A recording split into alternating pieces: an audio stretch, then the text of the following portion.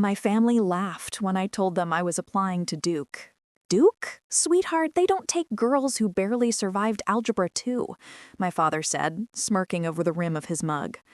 Community college is more your level, my mother added, passing the potatoes as if she were handing me a life plan disguised as a side dish. My brother, the golden child, grinned with a kind of practiced pity and said, "Just be realistic, Emma. Not everyone's built for college." Jessica, my older sister, didn't even look up from her phone. "At least I got a full ride to state," she chirped. I felt the familiar heat creep into my face. "Girls don't need STEM degrees," my uncle announced that night, and my grandmother patted my brother's head and said, "Your brother is the smart one." I nodded, smiled, and carried plates into the kitchen like a waitress at a restaurant I couldn't afford to eat at. The thing is, I knew how to move silently in that house. I knew which floorboards squeaked and where to tuck anything I didn't want found. So I tucked my SAT practice books behind the cereal boxes and slipped my essay drafts inside old magazines. In the evenings, while my family binge-watched shows and dissected the latest achievements of my brother, I sat at the kitchen table copying calculus techniques into a notebook and whispering them under my breath like prayers. I kept my phone brightness low when I opened acceptance portals at night. Duke's blue and gold, Stanford's crimson, the ivy-laden headers of Yale and Princeton, the precise serif of MIT. "Why waste money on a girl's education?" a cousin asked during a family decision dinner, stabbing his fork into chicken like it were the point. "Just find a husband," my aunt joked. I looked down at a brochure for the local community college, and what they didn't notice was the sliver of a Duke email showing underneath it. But what my family didn't know was that I'd already been accepted to a summer research program that changed everything. The email had arrived quietly one Tuesday. "We are pleased to invite you to the Women in Computational Biology Institute at Johns Hopkins." I read it in the bathroom with the shower running so nobody would hear my gasp. My hands shook so hard I smeared mascara on the tile. I printed it out and folded it into my shoebox. The shoebox that lived under my bed with acceptance portal screenshots, copies of my 1580 SAT score report, and college visit photos I kept for courage. When my brother strutted in with a 1200 on his SAT and a new hoodie from State, my parents cheered. "He's going places," my grandmother said. I wiped the counter and whispered, "Me too." But I said it so softly it got swallowed by the dishwasher. The day my mother found one of my letters, her mouth opened into an O, like she'd just seen a stranger wearing her coat. She had knocked over a stack of mail on my desk, and there it was, a letter from Duke, embossing catching the light like a dare. "What is this?" she snapped, the edge in her voice slicing through the quiet. "An acceptance letter," I said, trying to sound casual, like my cheeks weren't singing. "To Duke?" she repeated, as if my vocabulary had outpaced my character. My father glanced from the kitchen doorway. "We gave the college fund to your brother," he said. "He's the one who will finish. You should be thinking about realistic options." The words collected in the air like lint.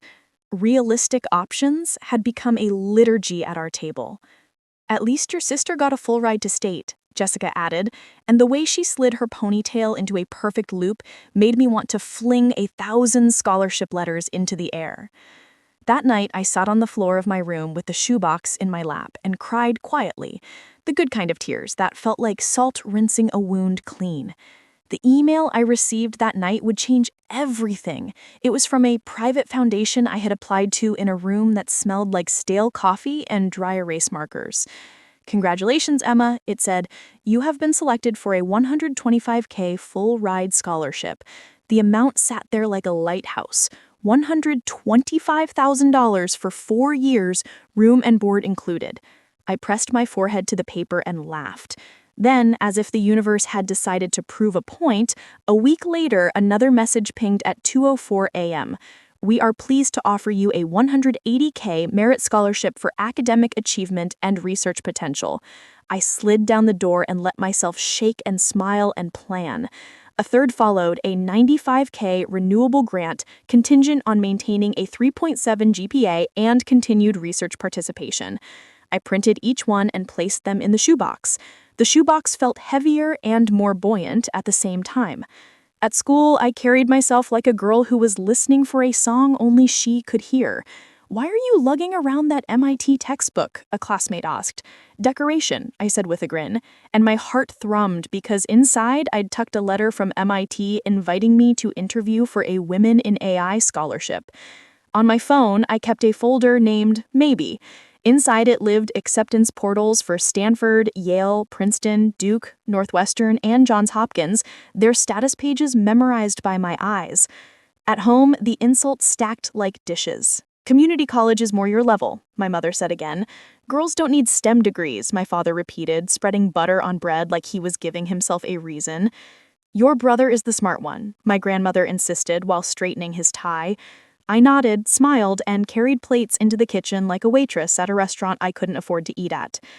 The day my brother's graduation party, I received a call from a number I didn't recognize. The house smelled like frosting and barbecue smoke. Fairy lights blinked in the backyard like tiny, cocky stars. "Emma," Aunt Margaret sang, handing me a plate with "congrats" piped across a cookie and blue icing. "At least your sister got a full ride to state," she added to my mother, as if I were a project that had been politely abandoned. "When do you start at the community college?" a cousin asked, sinking his teeth into a rib. I felt my phone buzz against my rib cage and stepped into the hallway where my brother's framed words reflected light like gleeful mirrors. "Hello?" I whispered. "This is Dr. Alvarez, Dean of Admissions at Duke." I closed my eyes. "We would like to officially welcome you to the entering class." I pressed my hand to my mouth. "We're also connecting you with the Pratt School of Engineering for a research assistantship placement." The word "welcome" sounded like a new language finally learned. I hung up and slid the phone into the pocket of my dress, my heart screaming in a whisper. Little did they know, the community college brochure I was holding was covering a printout of an email titled, "We are delighted to inform you of your admission." I kept the paper folded twice so it fit into my palm like a secret. Out in the yard, my father tapped a glass. "To my son," he said, "who has always been the smart one." People cheered. "And to our Emma," he added, with that syrupy tone people use when the dessert is disappointment, "who is finding her path." Laughter trickled like a faucet. I smiled and poured punch, pretending I didn't see the glances that said, "You will be fine if you stay small." But my hands were steady around the ladle, because what my family didn't know was that I'd already been accepted to Stanford, Yale, Princeton, Johns Hopkins, and Northwestern, and Duke had just called to make it official. When my mother found the letter in my room, I knew I had to do more than hide. She had come in to borrow a scarf and instead pulled open the wrong drawer. The Duke crest caught the late afternoon sun. "Emma," she began, her voice sharp as a paper cut. "How long have you been keeping this secret?" "Since you told me I wasn't college material," I said quietly. She blinked as if that phrase had never sounded strange in her mouth. "We gave the college fund to your brother," she said, softer now. "And Jessica's loans are already a lot. We need to be realistic." I nodded. "I am being realistic. I have scholarships." She scoffed. "Those aren't reliable, and even if they are, how will you manage? You're not like your brother." I folded the letter carefully. "I know," I said. "That's probably why I'm going to be okay." School became my other house. I stayed late in the library, my fingers cold against the steel table, tracing proofs and balancing chemical equations until the numbers felt like friends. Margaret, my debate coach, sat across from me one Thursday and slid a chocolate bar onto my notes. "You are going to surprise them," she said. "What if I don't?" I asked, my voice small with the memory of every laugh. She leaned in. "The work is already done, Emma. Let them catch up." That week, an email from Yale arrived. "Dean Richmond invites you to a virtual coffee." I read it at a bus stop where the air smelled like rain and engine grease. "We see your perseverance," the dean said later, her voice soft through my earbuds. "We'd like you to consider us." When I hung up, I wanted to dance in the puddles like I was 12 again. At home, the suggestions escalated from insulting to absurd. Why don't you take a gap year to work and help your brother with textbooks? My father said during one of our family meetings that felt more like performances. It takes a village, my mother chimed in. We need to invest where it counts. Where it counts, I repeated, and the words tasted like rust. Jessica scrolled through her phone. Just be realistic, she said, a phrase she wore like perfume. Trade school isn't shameful. I could feel my chest buzzing with the weight of the letters I hadn't revealed. You know, my grandmother said, girls don't need STEM degrees. I smiled. Good thing I want one anyway. The day the National Merit Scholar finalist certificate arrived, I nearly missed it because it came sandwiched between coupons for laundry detergent and a political mailer. I recognized the seal, and my throat tightened. I took it to my room and propped it against my mirror. In its reflection, I looked older, steadier, like the girl in the image was someone I'd been working toward for years. That afternoon, I received a message from a Northwestern admissions counselor who had read my essay about failing a chemistry lab and trying again. We need students like you, relentless. Her words slipped into my pocket. Meanwhile, my family's narrative crystallized. My brother was the brilliant one with state and internships lined up. Jessica was the practical one with a full ride to state and a plan. And I was the nice one who would make a good teacher's aide, maybe if I didn't get distracted.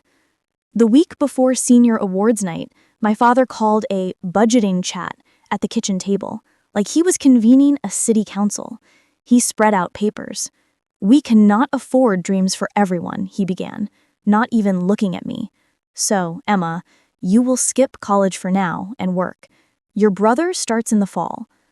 The words knocked the air out of the room. No, I said, surprising even myself with how calm my voice sounded. He blinked. Excuse me? I have my own plan, I told him. I have scholarships. I have acceptances. He laughed like I'd told a joke with poor timing. To where? I let the question hang. I had chosen silence as strategy, not surrender. The ultimate insult came at the awards ceremony. My brother received an academic excellence certificate and a handshake that lasted too long. Proud of you, son, my father said, clapping so hard his palm went pink. When my name was called for the high school's STEM Perseverance Award and a local Women in Science scholarship, my family clapped politely. Oh, how nice. She's trying. On the way out, my mother slipped her arm through mine. We should talk about realistic options again, she whispered. I looked at the sidewalk, gray and cracked. We will, I said. Soon. I planned the reveal like a lab experiment, carefully, with controls and variables and timing. I chose my brother's college decision dinner because I knew the house would be clean, the table would be full, and everyone would be there to witness their own certainty. I placed the envelopes in a simple blue folder, the kind you get at office supply stores when you feel fancy. Inside were acceptance letters from Duke, Stanford, MIT, Yale, Princeton, Johns Hopkins, and Northwestern. There were scholarship award documents for the $125K full ride, the $180K merit award, and the $95K renewable grant. There was a printout of an email with the subject, Full Ride, $280K scholarship package, which I had received from a national foundation that promised tuition, room, board, research funds, and a research stipend, debt-free with travel to conferences. There was my National Merit Scholar finalist certificate, plastic sleeve and all, and because I believed in future Emma, there was a later printout I would add months after, a Forbes 30 Under 30 in Education feature with my name in clean black type. When everyone had settled and the bowls of spinach dip had started to look like pools, my father clinked his glass. To our son, he said. Laughter and murmurs of approval filled the air. To the smart one, my grandmother added. I stood and cleared my throat. I have something to share, I said. Jessica rolled her eyes, but my hands didn't shake now. You can make your announcement later, my father cautioned. This is your brother's night. This won't take long, I said. It took me 4 years to prepare. I set the blue folder on the table and opened it. I pulled out the Duke letter first because I wanted the irony to glow. Dear Emma, I read, we are delighted to inform you of your admission to Duke University. The room paused, even the ice in the glasses seemed to stop its slow click. My mother's lips formed a tight line. What? My father said, his fork hovering midair. I kept my voice level. "There's more," I said, and placed the Stanford letter on the table, then Mitzi's, then Yale's, then Princeton's, Johns Hopkins, and Northwestern's. The logos shone like constellations connected by my name. "Are these real?" my Aunt Margaret asked, tilting her head as if a new angle would reveal a trick. I nodded, reached for the next stack, and laid them down one by one. "125K full ride from the Camellia Foundation," I said, tracing the embossed seal with my finger. "180K merit award from the National Scholars Fellowship," I continued, "and a 95K renewable grant from the Women in STEM Collective." I watched the numbers turn into something my family could understand, possibility written in currency. I saved the best for last and slid the 280K full ride package letter onto the table. I said, "This one covers everything: tuition, room, board, research funds, conference travel, and a research stipend." People started to murmur. "We just wanted to motivate you," my mother blurted, grasping at words like they were ropes. "We always believed in you," my aunt added. I placed the National Merit Scholar finalist certificate next to the MIT letter. "You don't hand these out at pity parties," I said quietly. Then I set down a printed email from Dean Richmond at Yale, congratulating me personally and offering mentorship. I added an invitation from the Pratt School of Engineering at Duke to join a freshman research cohort. "And this," I said, almost an afterthought, but not really, "is a note from a Forbes editor." I didn't yet know if I'd make their list, but months later, when the feature showed my face and the caption, "30 under 30 in education," my grandmother cut it out and taped it to her fridge like a saint's card. In that moment, though, I simply said, "They're considering a piece on first-gen women in STEM." The room went disbelief, then shock, then something worldly and less flattering, panic. My father flushed. "Why didn't you tell us?" he demanded, as if keeping my life safe from ridicule had been a crime. "We could have helped." I looked at the 280K letter and the reflection of myself in the silverware. "You told me I wasn't college material. You gave the college fund to my brother. You told me to skip college to support him. You told me to be realistic." Jessica stood up too quickly and knocked her napkin into her lap. "We were pushing you," she said. "We wanted you to try harder."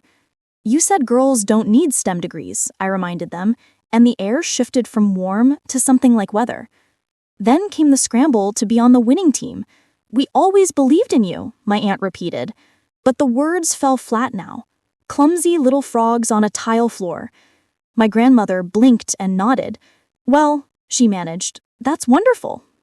My father attempted a small smile. "We supported you in our own way," he said. "We motivated you." I closed the folder.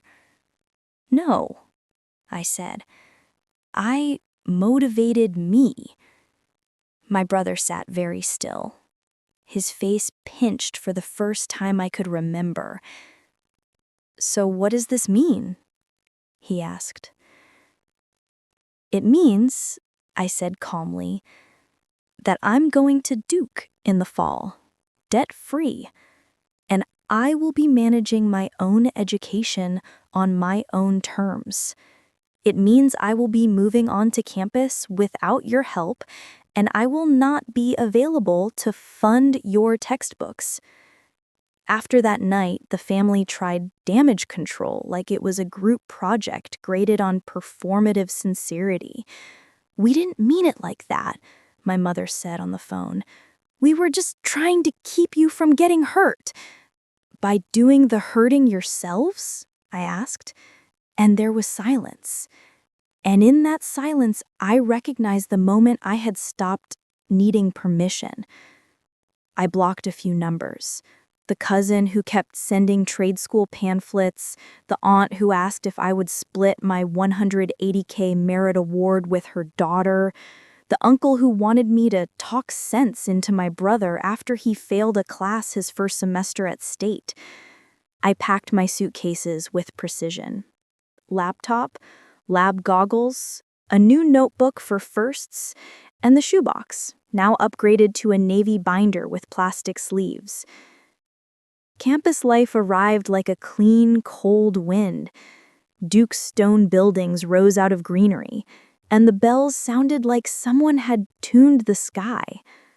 I moved into my dorm early for the research cohort. Met Amanda, my first-year mentor in the Pratt program, who slid a coffee across the table and said, "Start with curiosity, end with persistence." In my first lab, the hum of equipment made me feel like I was standing inside a song. Sarah, a senior who would later become my co-author, showed me how to calibrate the machine gently, like you're asking a cat to sit, she joked. I walked under oaks that spilled acorns onto the paths and thought, I built this with nights you mocked, and mornings I hid, and afternoons I swallowed insults like pills. Scholarship award ceremonies turned out not to be about checks, but about being seen. I stood at a podium in a dress that felt like celebration, not armor, and heard my name attached to awards in rooms that smelled like new paper and lemon spray. My parents didn't come. I didn't invite them. "We're family," my mother texted. "We should be there." "I need to do this for me," I replied. Jessica sent a thumbs up emoji and then later a message that read, "Proud of you." It was small, and it mattered. The first time I published a paper with Sarah, my hand shook so hard I typed my own name wrong. Amanda laughed and said, "You'll get used to writing yourself into the world." People ask how I made it work financially. The answer is math and nerve. The $125K full ride covering room and board, the $180K merit funding, tuition and a research stipend, and the $95K renewable grant filling in the gaps and covering conference travel. The $280K full ride package from the foundation, locked in after the first semester, swept the rest into a pile labeled "Dreams That Came True." I kept it all in an Excel sheet that I colored in green as charges cleared. I pinned the National Merit Certificate above my desk, like a promise kept. I framed the letter from Dean Richmond, a reminder that people in rooms I'd never seen had written my name with care. I learned to take calls in stairwells, to answer emails with focus, to read at bus stops and in line for coffee. My world filled with women who knew how to be both break and wing at once. Margaret, who had given me chocolate back in high school, sent a note that said, "I told you your work would speak." Amanda patted my shoulder after a failed experiment and said, "Fail bigger." Sarah texted me memes at midnight, and in the morning, a syllabus she thought I'd love. I finished my degree summa cum laude, got tapped for Phi Beta Kappa, the gold cord sat slightly askew at graduation, and I didn't fix it because imperfection felt like a signature. When they announced my name, I didn't scan the crowd for my family. I stared at the stage lights and let the applause fill the space that used to hold their doubt. Graduate school offers arrived like new weather patterns. Stanford's letter smelled like toner and possibility. Princeton invited me to join an initiative for women in the sciences. MIT offered a place in a computational lab that made my hands buzz. I chose a fully funded PhD program where the stipend was generous enough to live, and the work was hard enough to matter. In my second year, I received a call from Forbes.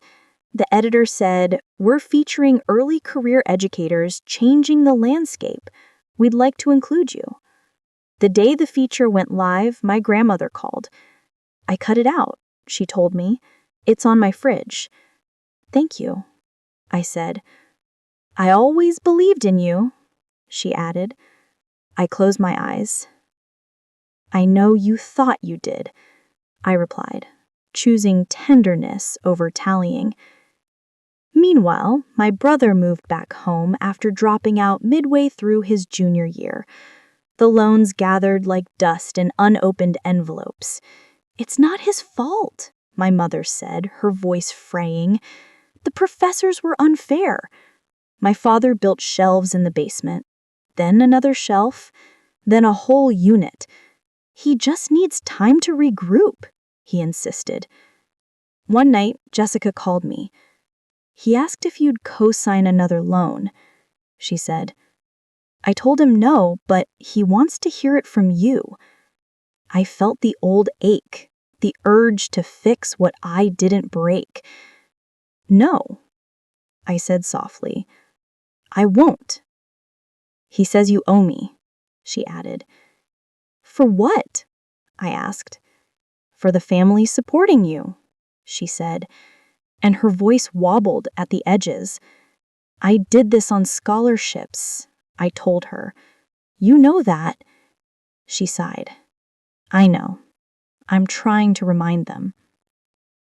My first job offer after the PhD came from a research firm whose offices smelled faintly of coffee and whiteboards. The numbers sat on the page like a dare. $250,000 a year. The director said, "We want your work applied, not just published." I signed not because of the number, though the number sang, but because the work meant building tools girls like me could use. At the orientation, they gave me a laptop and a notebook that said, "Think bigger." I wrote, "Think braver, think truer." I paid off the one credit card I had used for travel before the $280K package kicked in. I donated to a scholarship fund at my old high school, and in the memo line I wrote, "For the girl who sits quietly and keeps receipts." When my family learned about the salary, their reactions echoed that reveal night. "We always knew you'd be successful," my father said. "We told you to work hard. We were just motivating you," my mother repeated. I listened and then said, "I love you," and no. No to revisionist history. No to shared credit for unshared labor. No to moving the goalpost to recenter their stories. I offered what I could offer. Dinner once a month in public, where we talked about weather and recipes, and where I listened for the old insults and didn't hear them as often anymore. Jessica came to one of my talks and cried. She said I was awful to you. I didn't know how to be anyone except the one who was expected to succeed. Me neither, I said, and we laughed like we were learning to be siblings in a different language. Sometimes when people ask me how I made it work, I tell them a version short enough for an elevator. I studied in secret, applied to everything, asked for help from strangers when family was not safe, and kept a shoebox of proof until I could frame it. The longer version is messier. There were nights I fell asleep on problem sets, mornings I woke with calculus symbols pressed into my cheek, afternoons I sat outside the library whispering definitions to soothe myself. There were emails I almost didn't open because I'd been trained to expect no. There were forms I filled out with shaking hands. There were professors like Amanda and peers like Sarah who reached out at exactly the right moment. There were names I couldn't say at family dinners. Stanford, MIT, Yale, Johns Hopkins, Northwestern. Even now, when I visit campus and walk past the place where I took that first Duke call, my chest tightens with gratitude and something like grief. Gratitude for the people who wrote my name on acceptance lists and scholarship checks, for the women who taught me how to ask for what I deserved, for the chance to be debt-free and choose work rather than be trapped by it. Grief for the years I let their doubt drape itself over me like a damp coat. In my office at the research firm, I keep the National Merit Certificate pinned near my desk, not because I need its permission, but because I like the shape it makes against the wall. Above it, the Forbes feature sits in a simple frame. Sometimes, before a big call or a presentation, I glance at them and think about the girl who whispered math like a spell to herself in a too-bright kitchen. When my mother apologized, really apologized, it happened at a farmer's market of all places, beside a pile of peaches. I was wrong, she said, just like that. The syllables small and brave. We were all wrong. We thought we were protecting you from disappointment, but we were protecting ourselves from being wrong about you. The sun pressed against my shoulders. The peaches smelled like summer. Thank you, I said. She took a breath. We told your brother to get a job, she added, as if that were a confession. Good, I said. It's time. She nodded. He still wants you to co-sign a loan. I tilted my head. No, I said, and she didn't argue. Sometimes the story gets told back to me in simpler terms. Poor, underestimated girl, big reveal, family humbled, happy ending. I wish it were that clean. The truth is that I learned to hear my own voice above their noise, and then I learned to keep listening. The reveal wasn't revenge, it was simply truth. Shown at the moment, truth could hold its own weight. I didn't become cruel, I set boundaries. I didn't gloat when my brother moved into the basement. I sent him job postings and links to free online courses and allowed him to ignore them. I didn't rub my salary in anyone's face. I bought my first grown-up sofa and a plant I keep remembering to water, and I call my grandmother on Sundays. I know what the story title sounds like. It sounds like a punchline. Family laughed when I applied to Duke. Now I'm making $250K while my brother lives in their basement. And it's true, technically, in the way headlines are true. My family laughed. I went to Duke. My salary has more zeros than anyone thought I'd ever see, and my brother is downstairs, under the house, trying to gather the pieces of his life. But the real story is that academic worth isn't defined by family doubt, and money was never the measure. The measure was the night I opened a $125K scholarship email and didn't need to tell anyone to believe it. It was the morning I walked across a stage with a Phi Beta Kappa cord and didn't scan the crowd for approval. It was the afternoon I opened my first lab's door and smelled solvent and possibility and knew I'd found my place. I still keep the shoebox, by the way. It lives on a shelf in my closet inside a newer box that says documents because I'm the kind of person who labels things now. Inside are the first printed emails, the crumpled Duke letter from the day my mother found it, the scholarship award sheets, the $280K package printout with a coffee stain that looks like a moon, the National Merit Certificate, and a photograph of me at a scholarship ceremony shaking a woman's hand while we both smile like we've seen the long road. When I open the box, the papers rustle, and I hear the echoes of every "you're not college" material that tried to push me into someone else's story. So if you're listening and you're where I was, picking at lasagna while someone says, community college is more your level, or girls don't need STEM degrees, or your brother is the smart one, I'm telling you to keep the shoebox. Keep the SAT score report that makes your ribs expand. Keep the acceptance portal screenshots that look unreal until you can smell the paper. Keep the letter from a dean who saw you. Keep the scholarship checks, the certificates, the thank you notes, even the rejections that taught you how to ask better. There will be a night when your hands shake over a blue folder and you will lay your life on the table and you will not tremble while you do it. And if you decide to keep your triumph quiet instead, that's okay too. You'll still know. You'll still be the one who did the work. One last thing. I met a girl last week at a talk I gave. She stood at the edge of the room after the applause died down, clutching a stack of brochures until the edges curled.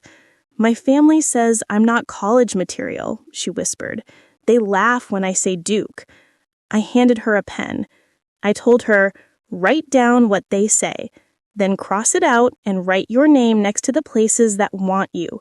Stanford, MIT, Yale, Princeton, Johns Hopkins, Northwestern, and Duke. Then apply anyway. She nodded, tears sliding down her face. But what if I don't get in? She asked. I thought of the shoebox, the $125K, the $180K, the $95K, the $280K, The way the campus bells sounded on my first morning, I told her, "Then you'll try again and again. The work is already done. Let them catch up."